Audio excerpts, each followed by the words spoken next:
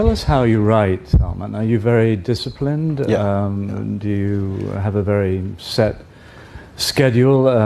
You've talked, I think, in the past of how discipline at very difficult moments in your life has been your savior, in a sense. Well, I think... Talk a bit about your discipline and how that discipline plays into your writing. I just think a novel is a very long piece of work, you know, and if you don't have that kind of sort of organized approach to how you do it, it just never gets written. You know, I mean, I know people who are playwrights or screenwriters, who will often say a very different thing. They will often say that, you know, you think about it and then you go and sequester yourself and you write the thing in a very intense, brief burst. You know, I mean, Noel Coward famously wrote Private Lives in a weekend. I think, you know, 3 days. Coleridge and Coleridge, poem. Yeah. But I think there is something about these other forms which may even benefit from that very intense, short, total immersion thing. But you can't write a novel like that. It's too long, you know. And so you have to. I mean, I've always thought of it as that the novel is the marathon, you know. Which, I mean, it's not that marathon runners are better athletes than sprinters. It's just they're that kind of athlete, you know, where if you don't get into a certain rhythm and chip away the miles, you know, you don't get to the end. So you have to be temperamentally like that. And what is your own organization? I just get up in the morning and work. I just do it like a job.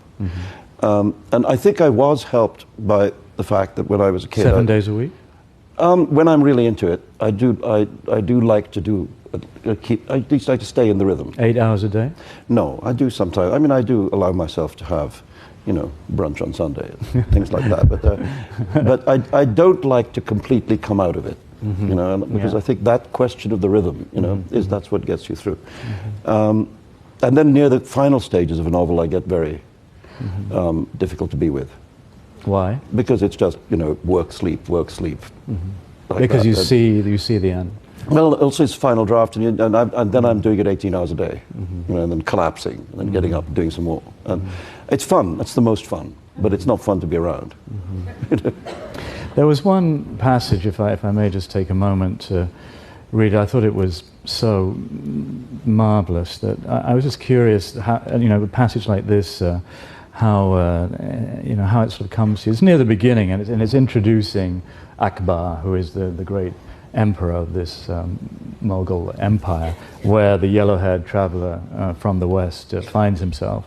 And you write, the Emperor Abdul Fath Yalahuddin Muhammad, King of Kings, known since his childhood as Akbar, meaning the Great, and latterly, in spite of the tautology of it, as Akbar the Great Great One, great in his greatness, doubly great, so great that the repetition in his title was not only appropriate but necessary in order to express the gloriousness of his glory, the grand Mughal, the dusty, battle-weary, victorious, pensive, incipiently overweight, disenchanted, mustachioed, poetic, oversexed, and absolute emperor, who seemed altogether too magnificent, too world-encompassing, and, in sum, too much to be a single human personage, this all-engulfing flood of a ruler, this swallower of worlds, this many-headed monster who referred to himself in the first-person plural, had begun to meditate during his long, tedious journey home, on which he was accompanied by the heads of his defeated enemies bobbing in their sealed earthen pickle jars,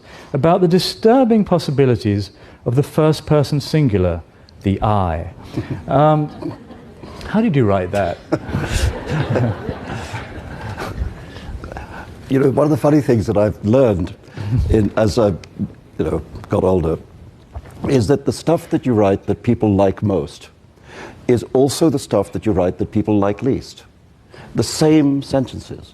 You know, I mean, that passage that you read has been pilloried, has been picked up to be much praised by some people and hideously attacked by others. The same reason why you liked it is the reason why other people don't like it. This is just, you know, you learn late in life that you can't please everyone, and that's okay, actually.